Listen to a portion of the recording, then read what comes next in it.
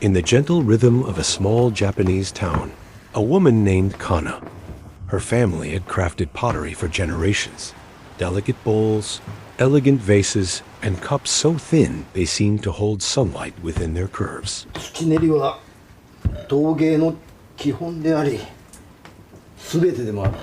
Every morning, the scent of wet clay filled the air, a fragrance she had known since childhood. 朝食用意するね。いいよ。お前も土を練れ。何度も言うようで悪いけど、俺はもう陶芸なんてやらないよ。悪いのかな。親父の粘土遊びに付き合わせて。Lately, even the familiar feel of clay beneath her fingertips no longer stirred her heart the way it used to. Her husband, a kind but busy man, often left early and returned late, caught up in the demands of his own work. Their conversations had grown brief, polite, predictable, and safe. They shared the same house, the same meals, yet somehow the same silence too. It wasn't unhappiness exactly, more like a calm emptiness. Kana often looked around her studio and wondered, when did beauty start to feel like repetition? Each day, she opened the window to let the morning breeze brush against her face. The sun would peek through, glimmering over rows of drying pots. From the outside, it was the image of peace, a simple, traditional life filled with quiet purpose. But inside, she felt as though she was watching her own life from a distance. People often say that when you do something you love, you never tire of it. But Kana began to understand that love, too, needs renewal, just like clay needs moisture to stay soft and alive. Without it, even the most beautiful things begin to crack. Meanwhile, across the same town, another story was unfolding, that of Nakata, a man who lived not far from Kana's workshop. Nakata was the kind of person who found comfort in simplicity. His days were filled with responsibility, his work, his family, his quiet devotion. He was thoughtful, dependable, the kind of person people described as a good man. Yet, beneath his steady demeanor, he too felt a quiet ache he couldn't name. He often helped his wife around the house, hoping to make life easier, but lately, their conversations had become sparse. Life felt more like a series of checklists, meals, chores, schedules, than the shared warmth it once was. There were no arguments, no dramatic silences, just the slow fading of connection that sometimes happens when two people forget to look up and truly see each other. And so, for some reason, Nakata decided to sign up for Kana's pottery class through an advertisement flyer. At that moment, they had no idea that their stories were about to intersect two lives, each quietly searching for meaning, about to find it in the most unexpected place. こんなところに陶芸教室あるんですね。はい。ご興味ありましたら見学だけでも。あ、これから仕事なんで。義理の父が陶芸家なんですが、窯を維持するのも大変で、私が生徒さんを教えることになったんです。先生でいらっしゃるの？ええ、まだ生徒さんは少ないんですが、焼き物興味おありですか？嫌いじゃないです。飲みの市とかたまに行ったりします。素敵ですね。じゃあ今度ぜひ見学にいらしてください。ぜひ。はい。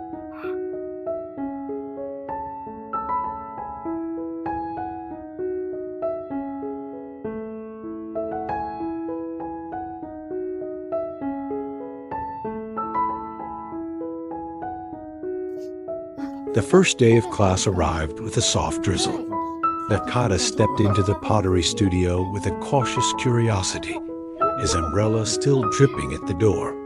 The scent of clay filled the room, earthy and grounding. It was a fragrance that seemed to quiet the noise in his mind. Around him, students chatted softly as they prepared their materials. Some were young artists, others retirees seeking a hobby. Everyone, in their own way, seemed to be chasing a sense of どうぞ calm. 中へ。あ、はい。じゃあ、お邪魔します。 Nakata found a seat near the window and watched as the instructor entered. Kana. 皆さん、今日は見学の方がいらしています。お名前は、あ、中田です。あ、よろしくお願いします。どうぞお座りください。はい。 Kana's presence is both graceful and simple. She moved with the quiet confidence of someone who understood her craft deeply. Though Nakata didn't know her, he sensed something familiar in the way she handled the clay, deliberate yet gentle, like a conversation between hand and earth. Nakata. He had always lived by plans and precision, but in this room, the rules were different. Clay did not respond to control, it responded to care. As the wheel began to spin, Nakata placed his hands on the clay, unsure and clumsy at first. The shape collapsed again and again, but each time, Kana encouraged him with a patient smile. "Don't rush," she said gently. "Clay remembers your mood. If you're calm, it listens." Her words were simple, yet they carried a quiet wisdom. Nakata began to relax, letting go of the urge to be perfect. The studio became his sanctuary. The steady hum of spinning wheels, the soft laughter of classmates, the earthy scent, it all blended into something peaceful. For the first time in a long while, he wasn't thinking about deadlines or expectations. He was simply present. He discovered that pottery wasn't just about creating objects. It was about understanding patience, imperfection, and the subtle beauty hidden in simplicity. いや、今日は見学来ただけですから。 Kana, on the other hand, began to notice Nakata's quiet determination. Unlike many beginners who grew frustrated, he approached each mistake with calm persistence. There was a sincerity in him, a kind of humility that reminded her why she loved teaching in the first place. Sometimes, she would watch as he worked in silence, completely absorbed. His focus, his patience, they stirred something inside her. It wasn't attraction or anything romantic, but rather a shared recognition. She saw in him the same longing she once had, the wish to rediscover purpose through creation. The class gradually became a small community. Students exchanged ideas, helped one another, and celebrated each little success. Someone would finish their first bowl, another their first vase, and applause would fill the room, soft but genuine. It was a place where effort mattered more than results. "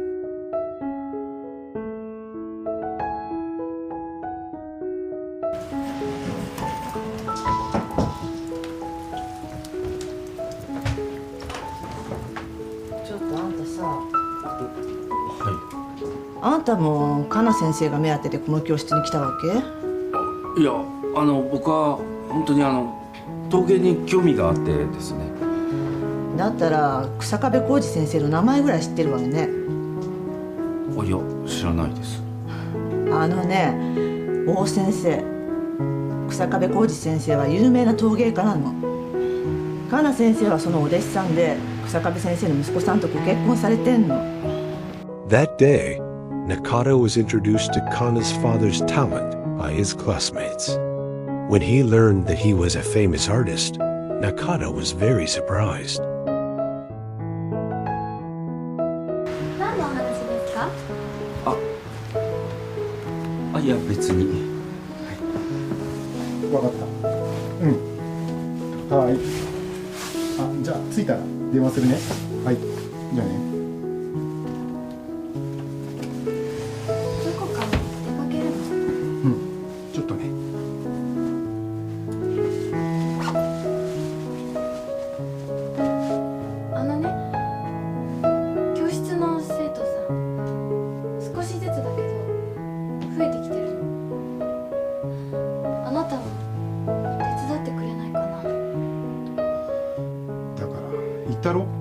俺はもう陶芸やんないって。親父にやらせろよ。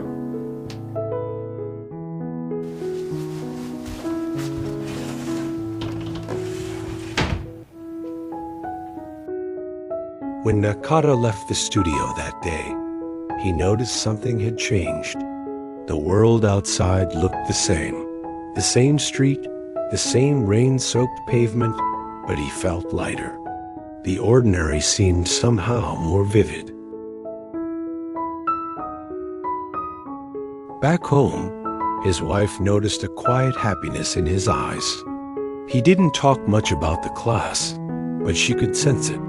The peace of someone who had rediscovered joy in simplicity. Meanwhile, Kana found herself thinking about her students more often. Their laughter, their curiosity, their small triumphs reminded her of something she had almost forgotten, that art isn't only about skill, it's about connection.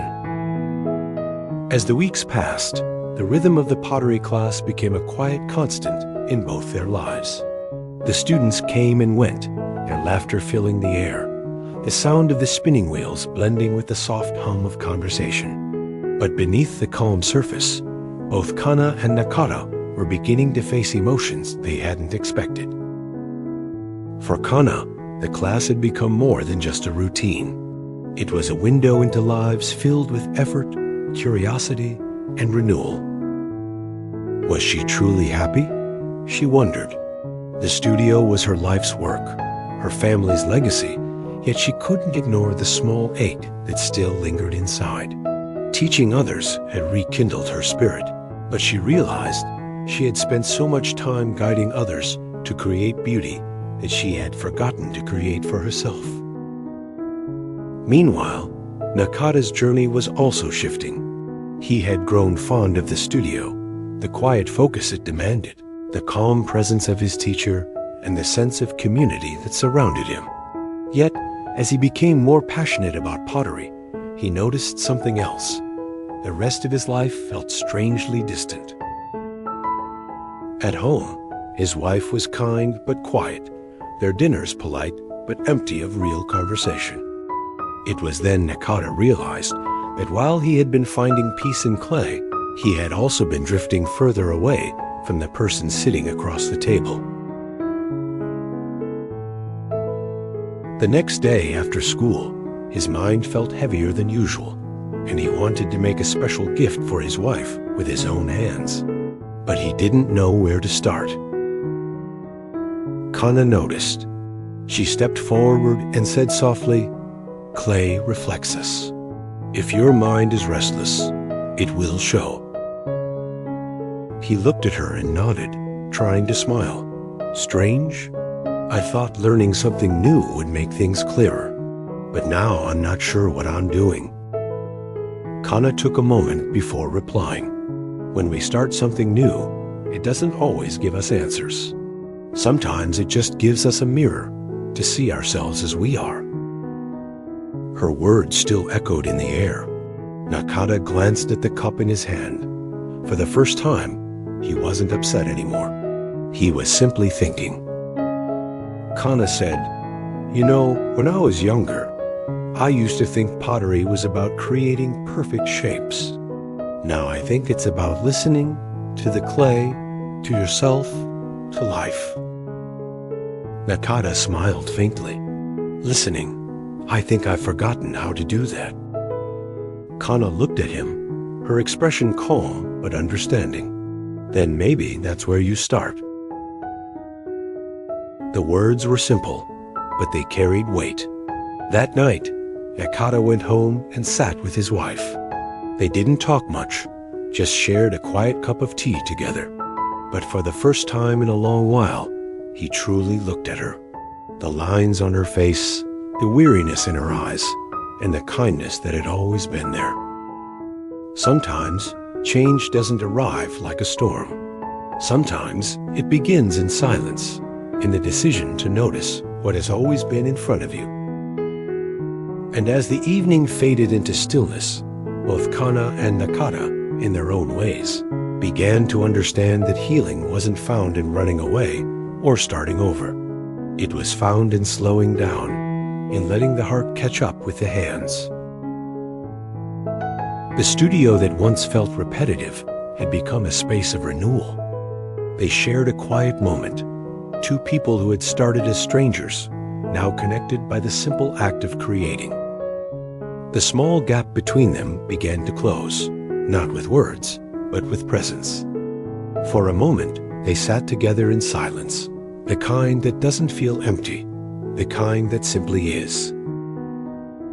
In the end, both Kana and Nakata learned that true beauty isn't in perfection. It's in patience, in effort, and in the courage to begin again.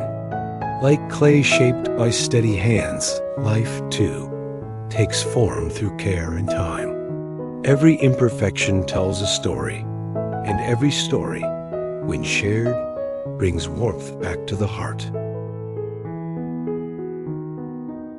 If this story touched your heart, don't forget to like, subscribe, and share.